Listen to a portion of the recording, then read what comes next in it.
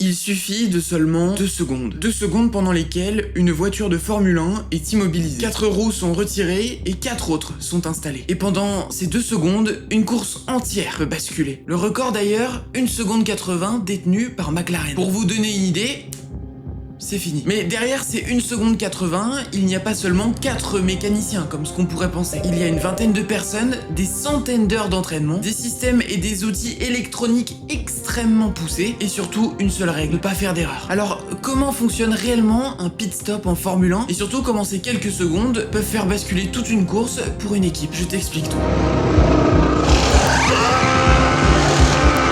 Une voiture entre dans la voie des stands, elle arrive généralement à 80 km/h, voire un peu moins selon les circuits, et contrairement à ce qu'on pourrait penser naïvement, le temps perdu ne vient pas seulement du changement de pneus. En effet, la voiture doit quitter la piste, traverser toute la pit lane à une vitesse limitée, donc 80 km/h, s'arrêter devant son garage, changer ses pneus et repartir. Au total, si on fait à peu près une moyenne, en Formule 1 sur un circuit à peu près classique, on passe une vingtaine de secondes dans la voie des stands, ou du moins entre 20 et 30 secondes. Alors c'est absolument énorme, ça je vous l'accorde, et c'est précisément pour ça que l'équipe n'a que quelques secondes finalement pour effectuer son arrêt au stand, pour ne pas lui faire perdre plus de temps. En effet, la voiture arrive, s'immobilise, un vérin soulève l'avant, un autre soulève l'arrière, et immédiatement, les 4 roues sont attaquées en même temps. À chaque roue, 4 mécaniciens ont un rôle bien précis. Le gunman utilise son pistolet pour retirer et refixer l'écrou, un autre retire la roue, un troisième apporte et positionne la nouvelle roue, et pendant que tout cela s'effectue sur les 4 roues en même temps, d'autres mécaniciens surveillent la voiture, mais font aussi d'autres choses assez intéressantes. 4 s'occupent des vérins, donc 4 jackman qui vont venir soulever la voiture. Alors là vous allez me dire, ok mais du coup c'est un peu bête, vu qu'il y en a un à l'avant et un à l'arrière, ils sont où les 2 autres? Et ben les 2 autres c'est au cas où il y en a un qui se blesse, que ce soit parce que la voiture s'est arrêtée un peu trop loin, c'est déjà arrivé, et résultat leur but est de prendre le relais et de ne faire perdre aucun temps à la voiture. Ensuite généralement nous avons 2 autres mécaniciens qui viennent stabiliser la voiture, mais aussi plein d'autres mécaniciens, comme par exemple un avec un extincteur. Certains sont aussi là pour changer l'aileron avant s'il arrive cassé, ou alors on a aussi un mécanicien qui a, entre très gros guillemets, que le devoir de modifier l'angle de l'aileron avant, ce qu'on voit souvent à la télé, ils viennent modifier l'angle en faisant quelques petits clics sur l'aileron avant, c'est hyper intéressant à voir, et c'est d'ailleurs cette personne-là que Lewis Hamilton a heurté en Belgique. Et ce qu'il faut bien comprendre, c'est que tout cela s'effectue autour d'une voiture qui s'immobilise 2 secondes ou moins si vraiment on est très efficace. Maintenant, si on s'intéresse à l'un des rôles les plus spectaculaires selon moi, encore une fois, pendant le pit stop, c'est le gunman. Ils sont 4, un sur chaque roue, et leur but est donc d'enlever l'écrou, comme on le disait il y a quelques secondes, avec les fameux pistolets pneumatiques. Et clairement, ces pistolets sont loin d'être de simples outils. Ils peuvent atteindre plusieurs milliers de tours par minute, ils sont conçus spécifiquement pour les contraintes d'un pit stop. Le but est simple, retirer l'ancien écrou et refixer ensuite le nouvel écrou assez fortement et assez rapidement aussi, pour garantir la sécurité et surtout un arrêt au stand très rapide. Si elle est trop peu serrée, la roue va bouger et peut même partir dans certains cas, et si elle est beaucoup trop serrée, le démontage peut devenir beaucoup trop compliqué. On avait déjà eu le cas d'ailleurs à Monaco il y a quelques années. Et surtout le gunman, après vous me direz c'est comme tous les autres métiers pendant le pit stop, n'a absolument pas le temps de réfléchir. Il fait ce geste instinctivement. Et c'est là que en vrai on découvre quelque chose d'hyper important. Ce sont pas juste des changeurs de pneus, ce sont vraiment des vrais mécaniciens. Parce qu'ils participent également au montage de la voiture et au réglage de la voiture pendant tout le week-end. Alors maintenant, pourquoi est-ce que les équipes s'arrêtent? Pourquoi est-ce qu'on fait pas une course à un arrêt à chaque fois et c'est plié? Pourquoi est-ce qu'on a des courses à 2 voire 3 arrêts? Et c'est vrai que 3 arrêts c'est plutôt courant en 2026 en plus. Et bien pour comprendre tout ça, il faut comprendre ce qui touche le sol, entre la voiture et le bitume. Et pour ça c'est simple, les pneus Pirelli. Pirelli propose cette année 5 types de gommes slick. On va éviter de parler des gommes pluie pour le moment parce qu'on les a pas vues à l'œuvre. Le C1 étant le plus dur et le C5 étant le plus tendre. Donc on a C1, C2, C3, C4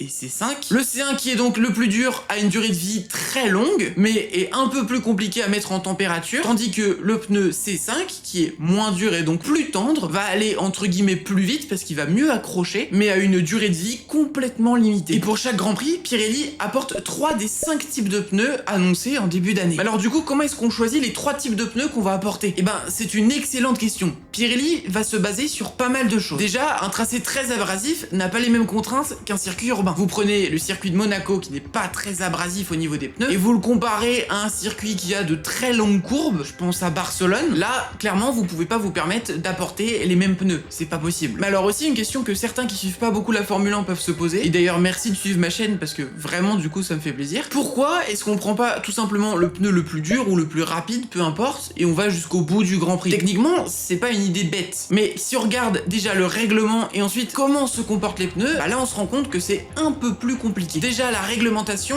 impose que 2 types de gommes différentes soient utilisées pendant un Grand Prix. Ça, c'est la règle. Donc, t'es obligé de t'arrêter. Sauf quand la piste est déclarée humide et qu'on peut mettre des pneus intermédiaires, mais c'est pas la question. Et surtout, même si c'était autorisé, et bah, les pneus se dégradent. Donc en fait, le temps que vous allez gagner à ne pas rentrer dans la voie des stands, c'est-à-dire 20 à 30 secondes, et bah, un pilote qui se sera arrêté et qui tournera 2 à 3 secondes plus vite que vous par tour en fin de Grand Prix, vous dépassera en moins de 10 tours. Donc voilà pourquoi est-ce qu'on s'arrête en Formule 1, et puis surtout, bah, c'est obligatoire. Et donc, maintenant que tout ça est posé, le pit stop devient vraiment une stratégie. Et c'est là que les ingénieurs rentrent en course. Imagine que 2 pilotes se suivent. Le pilote A suit le pilote B, et le pilote A choisit de rentrer au stand avant son adversaire. Il chausse des pneus neufs et retourne sur la piste. Sauf qu'avec davantage de grip et des pneus pas usés, étant donné qu'ils sont neufs, et si son adversaire décide de rester trop longtemps en piste après, il ressortira sans doute, sauf circonstances type safety car ou autre chose, il ressortira donc sûrement derrière lui, étant donné qu'il aura perdu du rythme par rapport à son adversaire qui en a gagné en passant au stand. Cette stratégie-là, c'est ce qu'on appelle l'undercut. Et à l'inverse, une équipe peut décider de rester beaucoup plus longtemps en piste. Elle profite donc de pneus beaucoup plus performants et espère, ou plutôt à calculer que l'autre allait perdre beaucoup de temps dans le trafic. Et résultat, si le pilote qui ne s'est pas arrêté s'arrête après, il ressortira devant. C'est ce qu'on appelle l'overcut.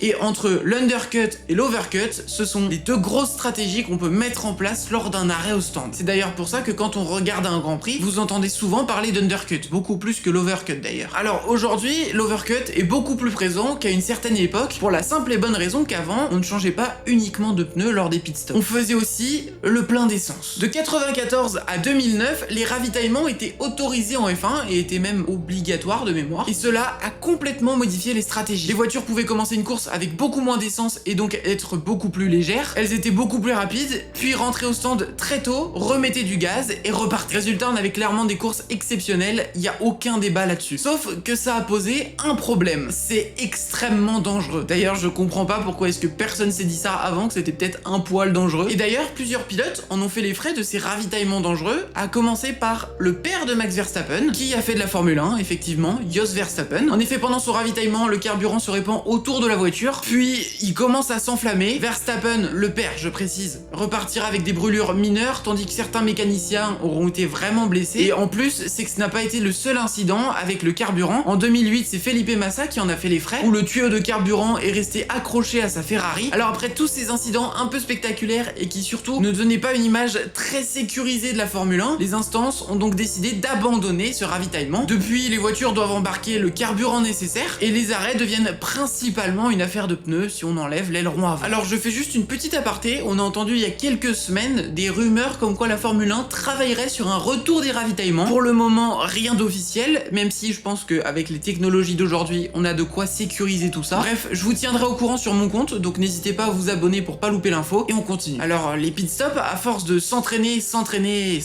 bah on arrive à des niveaux de performance extrêmes. En 2019, Red Bull nous fait un arrêt de 1 seconde 82, ce qui est exceptionnel. Mais ce n'est pas le meilleur. Le meilleur a été effectué au Qatar en 2023 en 1 seconde 80 par McLaren. Clairement, c'est impressionnant. Et James Vowles, l'actuel patron de Williams, avait dit que ce record ne serait sans doute jamais battu parce que techniquement, les mécaniciens en usine sont capables de le reproduire, sauf qu'en Grand Prix, avec l'adrénaline et le fait que les voitures arrivent en roulant, c'est quasiment impossible d'aller battre ce record. Alors après, peut-être que ça sera battu, et moi personnellement, j'aimerais bien. Non pas par rapport à McLaren, mais juste parce que c'est impressionnant de voir ce niveau de finesse, ce niveau de technicité qu'une vingtaine de mécaniciens peuvent mettre en place en moins de 2 secondes. Et c'est donc sur ce record du monde qu'on va se quitter. J'espère que cette petite vidéo sur les pit stops vous aura plu. N'hésitez pas à vous abonner pour plus de contenu. Et si tu veux aller voir, on est allé aux 24 heures du Mans il y a quelques semaines, et la vidéo est un peu cool en vrai.